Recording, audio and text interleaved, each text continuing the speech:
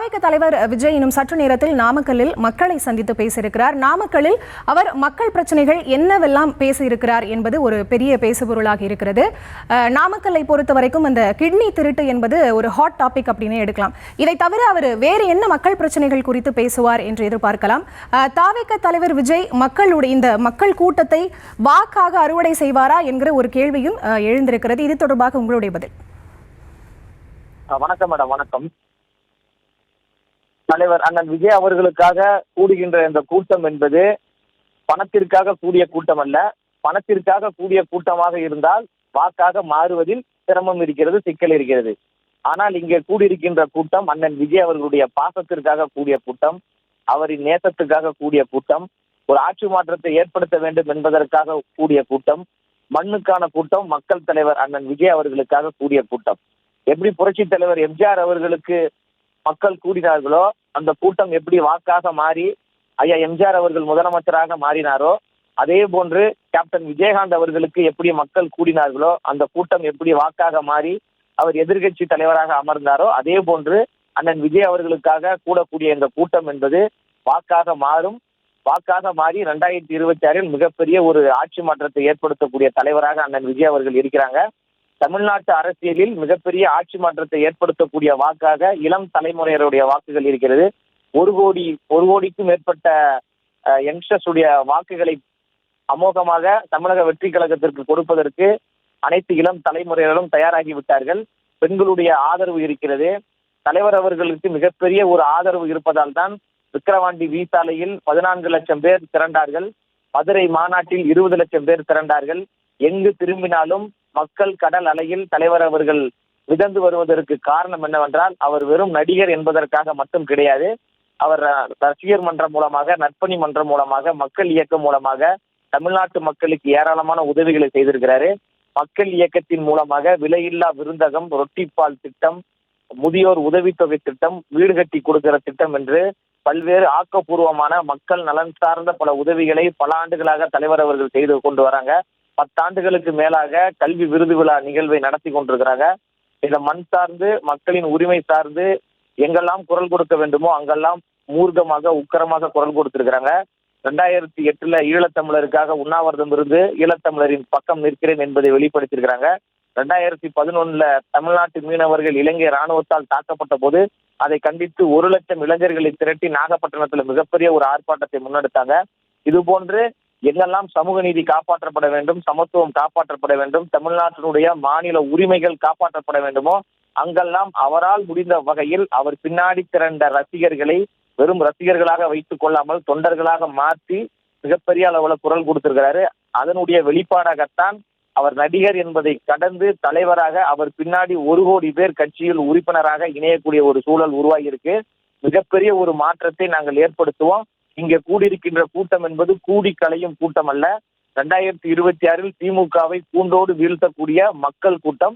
அதனால் எங்களை ரசிகர்கள் கூட்டம், அவரை பார்ப்பதற்காக கூடுகிறார்கள் என்று சாதாரணமாக எடை போட வேண்டாம். இதே போன்ற கூட்டம் தான் ஐயா எம்ஜிஆர் அவர்களுக்கு கூடியது.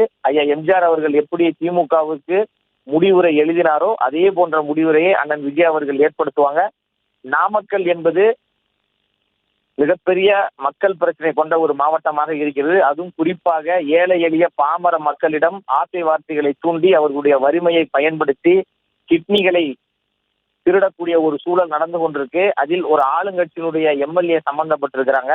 அதை நீதிமன்றம் விசாரிக்க வேண்டும் என்று சிறப்பு குழுவை வைத்து விசாரித்துக் கொண்டிருக்கின்ற பொழுது தமிழ்நாடு அரசாங்கம் அவசரமாக உச்ச நீதிமன்றத்திற்கு மேல்முறையீடுக்காக செல்கிறது.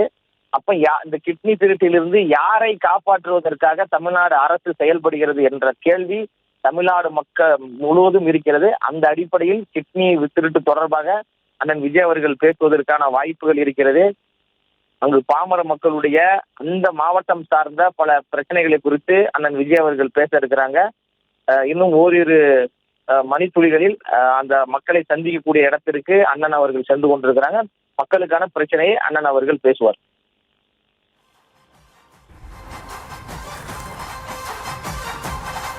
சார், தற்போது அங்கு கூடியிருக்கக்கூடிய கூட்டம் அத்தனையும் தாவேக தலைவர் விஜயின் மீதான அந்த அன்பிற்கும் பாசத்திற்கும் கூடிய கூட்டம் அப்படின்னு சொல்லியிருக்கீங்க. கிட்னி திருட்டு தொடர்பாகவும் தாவேக தலைவர் விஜய் பேசுவார் அப்படின்னு சொல்லியிருக்கீங்க. ஆனால் கொள்கை எதிரி, அரசியல் எதிரி அப்படின்னு அவர் வேறுபடுத்தி பேசியிருந்த நிலையில தொடர்ந்து அவர் திமுகவை மட்டுமே விமர்சித்து பேசி வருகிறார். பாஜக மீது எந்த ஒரு அழுத்தமான ஒரு பேச்சையும் போக்கையும் அவர் முன்னெடுக்கவில்லை அப்படிங்கிற ஒரு விமர்சனமும் எழுந்திருக்கு. ஸோ இந்த கூட்டத்திலேயாவது அவர் பாஜகவை பற்றி அழுத்தமாக விமர்சனங்களை முன்வைப்பார், குற்றச்சாட்டுக்களை முன்வைப்பார் அப்படின்னு எதிர்பார்க்கலாமா?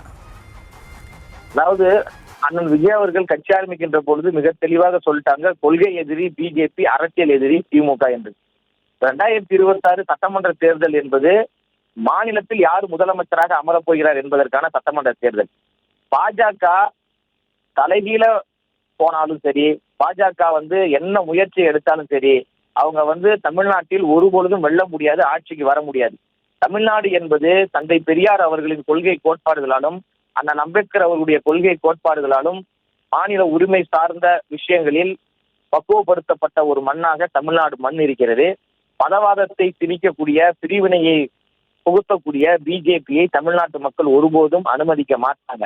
ஆனா இங்கு பிஜேபியினுடைய பெயரை சொல்லிக் கொண்டு பாசிசம் உள்ளே வந்துவிடும், பாசிசம் உள்ளே வந்துவிடும் என்கின்ற ஒரு மிரட்டல் துணியில் இங்கு பாசிசத்தை செய்து கொண்டிருக்கின்ற திமுகவை வீழ்த்த வேண்டிய கடமை நமக்கு இருக்கு. ஏன்னா மாநிலத்தில் திமுக இன்று மிகப்பெரிய ஒரு அதிகாரத்தில் இருக்கிறாங்க, ஆட்சியில் இருக்கிறாங்க, அதிகார மமதையில் இருக்கிறாங்க. பொய்யான வாக்குறுதிகளை சொல்லி ஏமாற்றி இருக்கிறாங்க. 505 வாக்குறுதிகளை கொடுத்து 20% தான் அந்த வாக்குறுதிகளை நிறைவேற்றி இருக்கிறாங்க. 80% வாக்குறுதிகளை நிறைவேற்றவில்லை. ஆனா இது திராவிட மாடல், சமூக நீதி மாடல் என்று சொல்றாங்க. சமூக நீதிக்கு எதிராக செயல்படுறாங்க. சாதிவாரி கணக்கெடுப்பு நடத்துவதற்கு அவங்க தயாராக இல்லை. ஆணவ படுகொலையை தடுப்பதற்கு தனிச்சட்டம் கொண்டு வருவதற்கு அவர்கள் தயாராக இல்லை.